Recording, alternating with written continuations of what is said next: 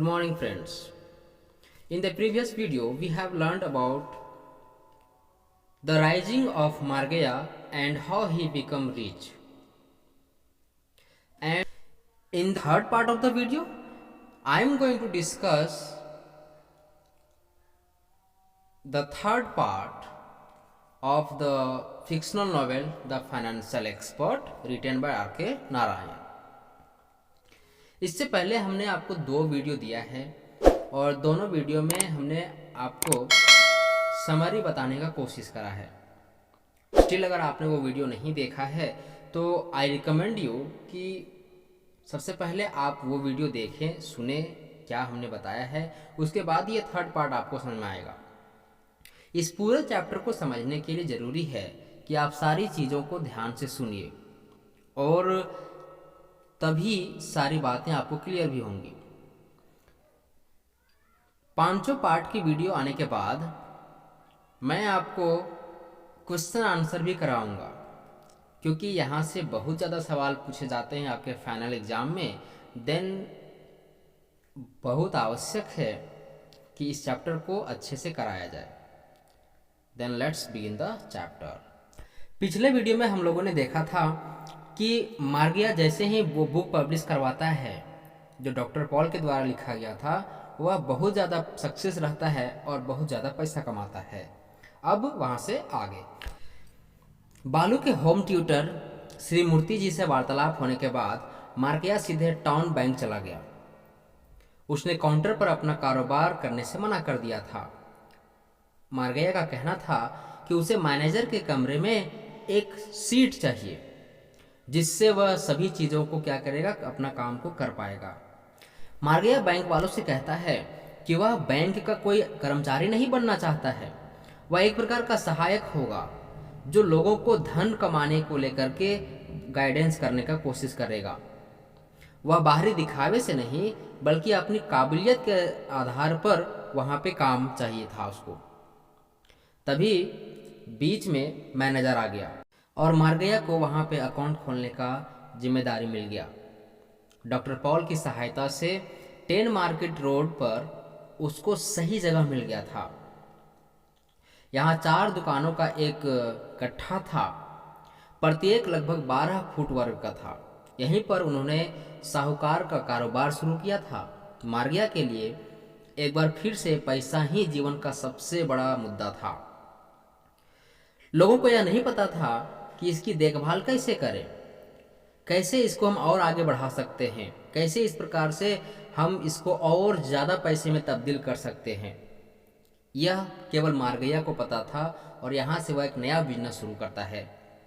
इसी बीच doctor Paul भी मार्गिया के घर आने जाने लगे थे।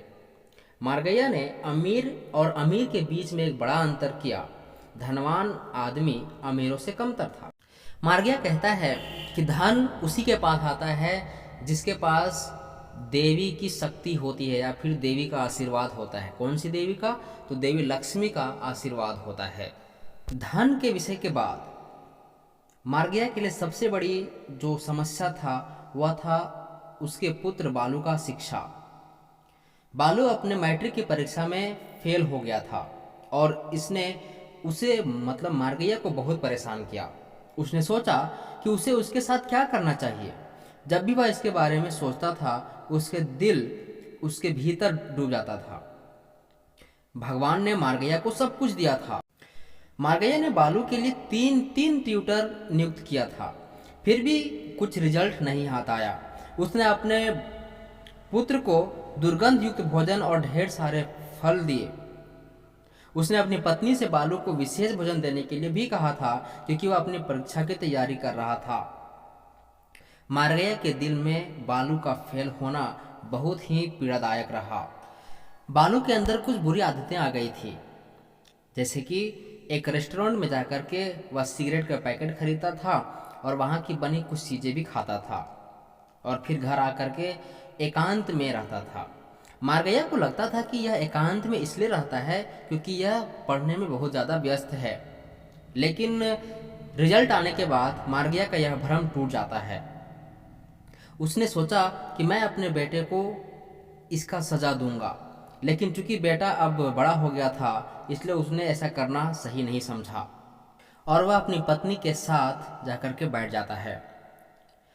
पत्नी मीनाक्षी को पहले से ही समझ में आ गया था कि उसके बेटे बालू को पढ़ाई में कोई दिलचस्पी नहीं है और ना ही पढ़ाई उसके लिए कोई मायने रखता है, लेकिन वह फिर भी अपने पति मार्गैया को बताने में कोई भी दिलचस्पी नहीं दिखाती है। मार्गैया अचानक से चिल्लाता है और कहता है कि मैं अपना मुंह लोगों को कैसे दिखाऊं? लोग मेरे बारे में क्या सोचेंगे? क्या तुम्हें इसकी चिंता नहीं थी? बालू कहता है, ये आपकी कैसी चिंता है? लोग क्या कहेंगे, लोग क्या कहेंगे? लोग वही कहेंगे जो उन्हें कहना है, लेकिन आपको इसकी चिंता नहीं करनी चाहिए। तुम मेरे बेटे हो ही नहीं सकते क्योंकि तुम बहुत बकवास करने लगे हो। तुम्हें इस बात का भान भी नहीं है कि तुम्हारी इस फेलियर की वजह से तुम्हारे परिवार की बेइज्जती होगी। बाबा आप बकवास कर रहे हैं। बालू से यह जवाब सुनते ही मार्गैया का आंख आंसू से भर गया। वह इस बात से स्तब्ध था कि उसका बेटा बालू उससे इस प्रकार से बात कैसे कर सकता है। उधर बालू भी फूट फूट कर रोने लगा। इधर मार्गैया अपने बेटे को पास कराने के लिए एक दूसरे स्कूल में दाखिला दिलाने की सोचता है, जहां वह डॉक्टर पॉल की मदद से जो परीक्षक थे उनके कुछ अरेंजमेंट करके बालू को पास करवा सकता था।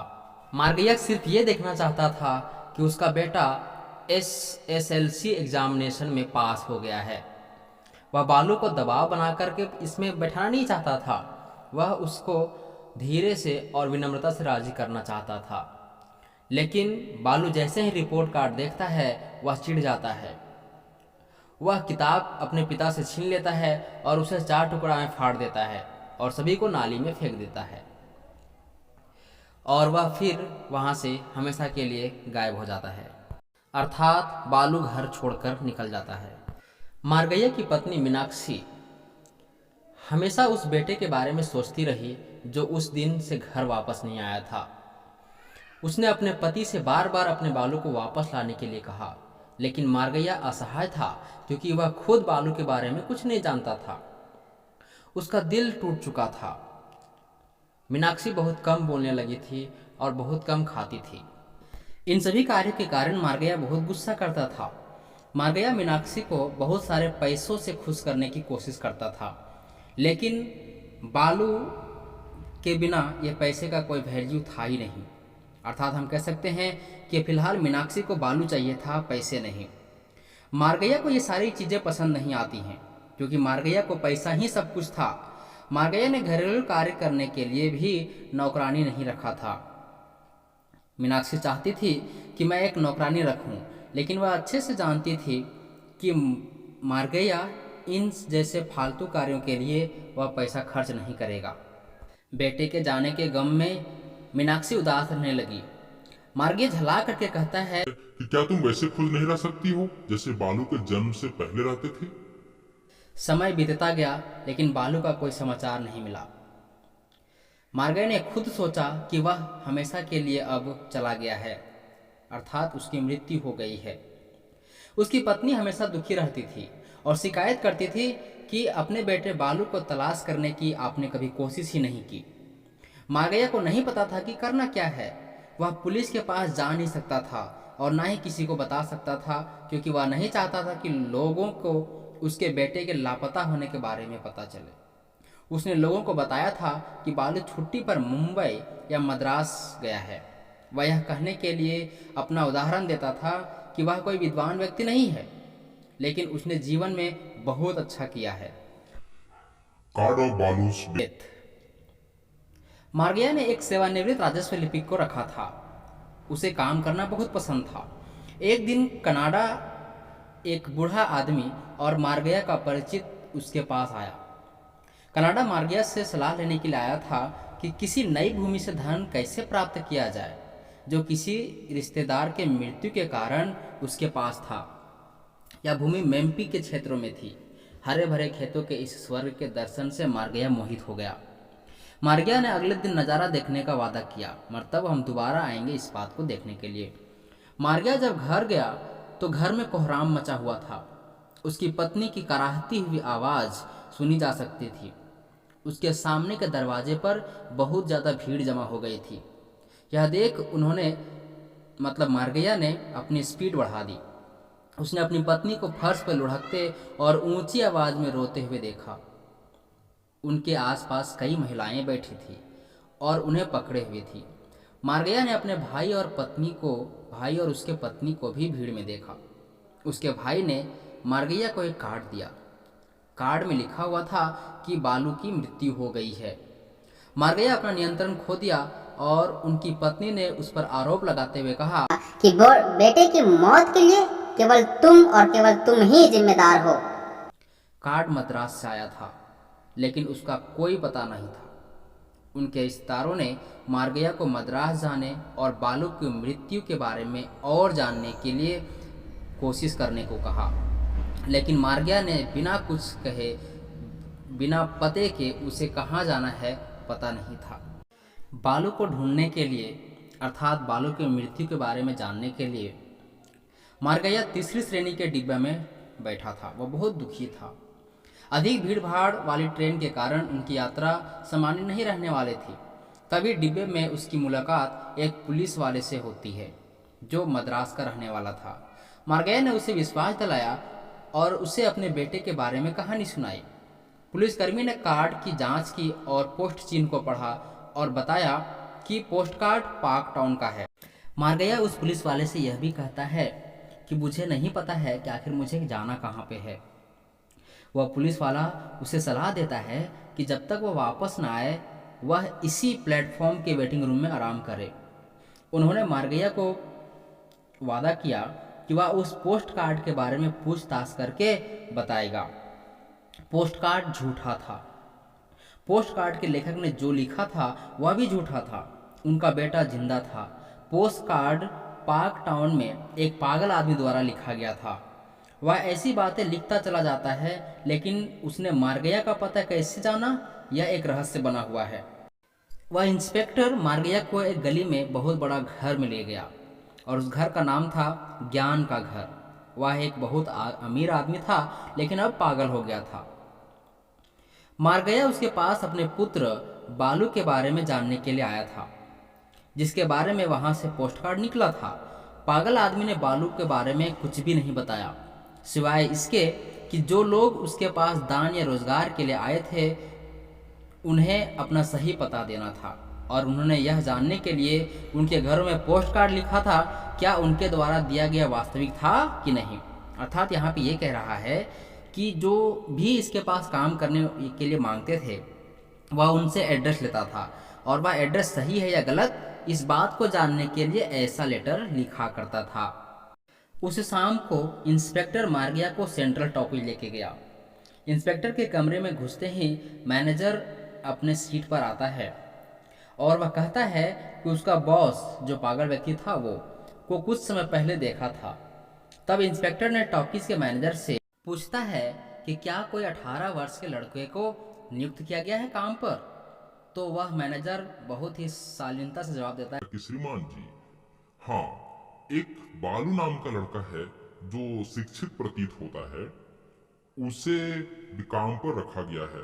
बालू सैंडविच बेचने वाले लड़के के साथ गया है और शाम को 100 से पहले वापस आ जाएगा। दोनों शाम तक बालू के आने का इंतजार करते रहे। मार्गेया के आते ही बालू अपने आप को रोक नहीं सका और वह देखता है कि एक लड़का एक गंदी धोती पहने हुए था। उसके गाल धंसे हुए थे, वह धूप में भटक रहा था और उसके बाल कटे हुए थे। वह आंखों में आंसू लिए बालू की ओर दौड़ा। दोनों आपस में मिलते हैं और बालू को लेकर के वापस मालगुड़ी जाने वाली ट्रेन में बैठ जाता है। मार्गेया उस पुलिस वाले का आभार व्यक्त करता है और पुलिस वाला भी कहता है कि वह इस शुभ काम को करके बहुत खुश है, और वह बालू से भी कहता है कि दोबारा अपने पिता को परेशान मत करना। रास्ते में मार्गेया ने बालू से बहुत सारे सवाल पूछे, लेकिन बालू किसी भी सवाल का जवाब नहीं दिया। उसने कहा कि उसे अपने माता पिता से कोई लगाव नहीं था। वह हर दिन तस्वीरें देख करके मद्रास में खुश रहता था। वह फिर से मद्रास जाना चाहता था। उन्हें मालगुड़ी का नीरस जीवन पसंद नहीं था। वह फिर से परीक्षा के लिए पढ़ना नहीं चाहता था। मार्गेया ने उसे आश्वासन दिया कि वह अब उसे पढ़ने के लिए बाध्य नहीं करेगा। वह कहता है कि तुम दिन भर आराम करना, जो चाहे वह करना, तुम्हें जितना पैसा चाहिए होगा तुम ले लेना, लेकिन बेटा तुम बस घर में रहना। बालू इस बात को मान लेता है और जब वह घर पहुंचा उसकी माँ एक बदली हुई महिला अब थी। वह पहले से भी और भी ज़्यादा युवा लग रही थी। उसे लग रहा था कि वह अब एक नई दुनिया में है। वह हल्के फुल्के स्वर में बोली कि बालू वापस आ गया। उसकी इस कपकपाती आवाज़ में खुशी के स्वर थे। यह बालू के लिए भी एक नया घर लगा और बालू ने इसका खूब लुत्फ उठाया। उसकी माँ ने उसे हर समय स्वादिष्ट भोजन खिलाया। अब सब कुछ अलग था। अब बालू का घर में एक विशेष स्थान था और वह जो चाहे वह कर सकता था। इस प्रकार से इस फिक्शनल नॉवेल का पार्ट 3 जो है वह खत्म हो जाता है। इसके अगले वीडियो में हम लोग पार्ट 3, पार्ट 4 और पार्ट 5 को एक साथ देखेंगे, क्योंकि अब इस नॉवेल का द फाइनेंशियल एक्सपर्ट का ज़्यादा भाग बचा हुआ नहीं है। इसलिए आप यहाँ तक कंप्लीट करके रखें। अगला वीडियो बहुत जल्द ही आपके पास